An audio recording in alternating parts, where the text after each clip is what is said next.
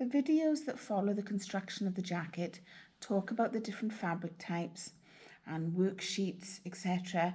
that are relevant to those who are studying the subject with me in the university. This video, however, is to make you all familiar with the product, give you an idea what they are and what they're used for, to make it easier if you need to substitute anything for any reason, or you can't get hold of one of the canvases, for example, and just to show it doesn't have to be exactly the same as the construction videos, but to explain why, to inform you to make that decision of how you can change things. So if you're studying with me at the university, you will find you have a production pack, which is what you see at the moment. We have our main jacket fabric, linings, all the different canvases and understructure materials that go into producing the jacket. Also here you can see there is a worksheet booklet which is referred to during the videos on the construction. This is something that is given as a support material to the students as well as the videos. So we have a written confirmation of the practical processes that you are witnessing. Okay, so let's get started. So we have our main body fabric first. Here we are using a fine wool gabardine. It's quite a lightweight fabric. Of course, you can use anything. There might be some construction processes that are impacted on your final choice, and also maybe the weights of the canvases depending on the weight of your fabric. But for the purposes of these instructional videos, this is the fabric that we have chosen. Then we'll go on to our lining fabrics of the jacket. Now, traditionally, you will often find that there are different linings in the body to the sleeve. Now, the lining fabric can be a man-made fibre or a natural fibre or a blend of both. And depending which you select will also depend on cost. And this is one of the factors why often the body fabric for the lining is different from the sleeve, because the body fabric is visible when the jacket is being worn, where what we see in the sleeve rarely is visible. So often a cheaper, plainer alternative is put in the sleeve, whereas we might decide we want to go something quite fancy and bright in the body. That is really your choice.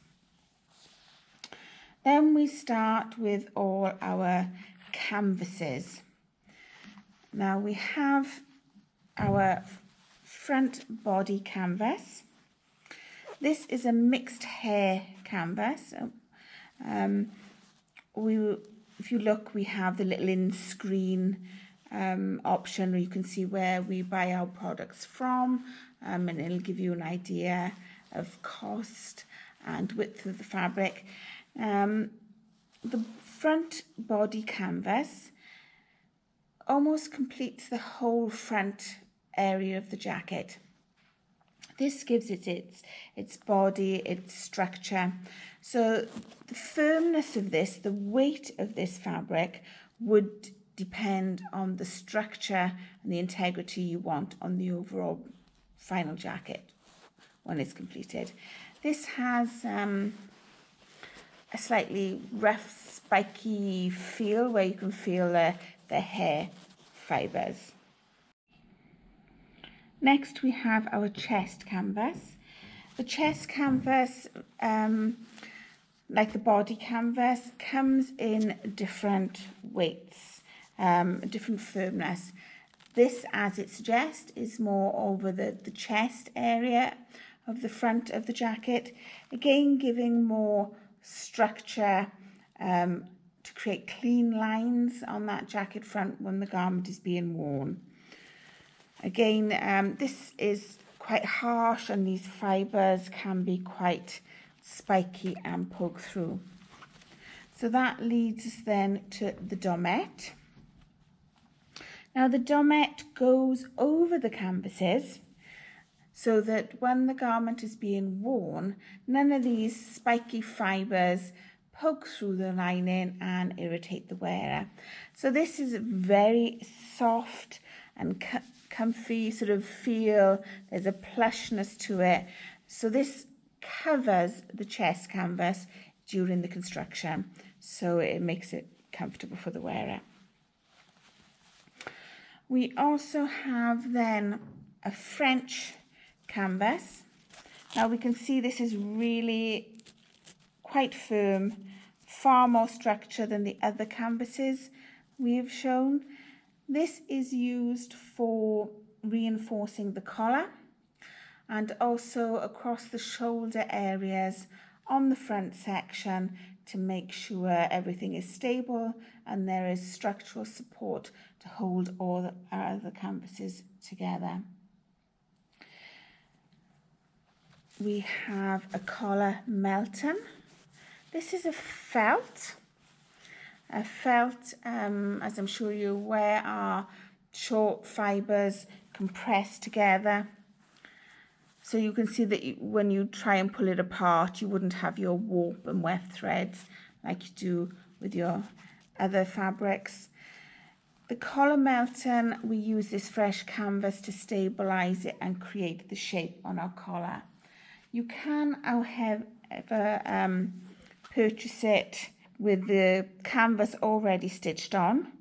So this sort of takes some of the construction process out of it, maybe the skill level, depending what you're after.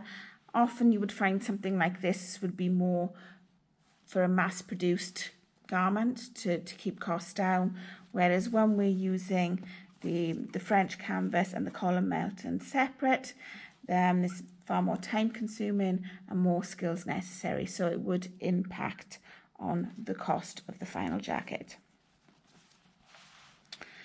We also have here a Holland Linen. This has a sheen, almost a waxy finish to it. This makes the linen far more stable than what you would think of traditionally, because linen is often quite an open weave, and we use this to stabilize certain areas within the jacket. You can use alternatives. You can use an iron-on interfacing maybe, or if you didn't want that to show, you can use something like this. So we're going to use this across the back as a support to make sure the jacket doesn't get saggy during age and wear and falls off the shoulder, and some other areas during the construction. So this is our Holland Linen. Again, various colours, but you'll always sort of see that this sort of wax sort of sheen finish on there. We have our shoulder pads.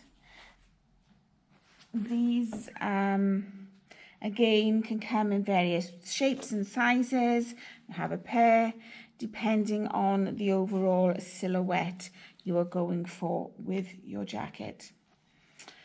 We then have our sleeve head rolls. These go in the jacket to make sure there are no, the sleeve head doesn't collapse, because there is ease and fullness inbuilt in that construction area. So this is put in and it fills that, so it falls nicely, creating that square, strong silhouette of the tailor jacket. We also have some strips of interfacing. Now this is a woven interfacing. This one is straight cut, so we're going to use this in a couple of areas. This is pre-bought, this width on a roll, but if you've got a woven interfacing, of course you can just straight cut some pieces where necessary. There is also the need for some bias cut interfacing. Both of these are an iron-on based interfacing, so you can feel the glue on the one side. So again, this is a woven interfacing and this is bias cut, because we need that stretch that is provided through it being bias cut to go around the curved edge of our jacket, because the one we're constructing has a curved edge at the front hem. We've also got here, this is called front fusing. This is a very lightweight iron-on interfacing. Sometimes this is used as a substitute instead of the front canvas. So where we have our front canvas here, sometimes on a cheaper, more mass-produced garment, that would be replaced by this, fusing the whole front panel of the jacket. But we're just going to use it sort of very sparsely in areas that need their extra support, sort of around the hems and vents, to make sure nothing stretches and distorts during wear there. Another fabric we have within our packs and that we will need is pocketing, and it does what it says, it's for the pockets. This is just a cotton or a cotton mix, something cheap, it's not expensive, it's inside, it's for the pocket lining. We hopefully would get a colour match. I suppose you could use the lining fabric, but if you do that, I would suggest you put this behind it, because lining fabric often will shred with the stress on the seams, and you'll lose things inside the jacket, whereas this is going to be much stronger and more substantial. So I think that covers all the materials we will be using. So I hope you enjoy the videos that follow and understand a little bit more of what we're using and why we're using it and where you can substitute it. Thank you.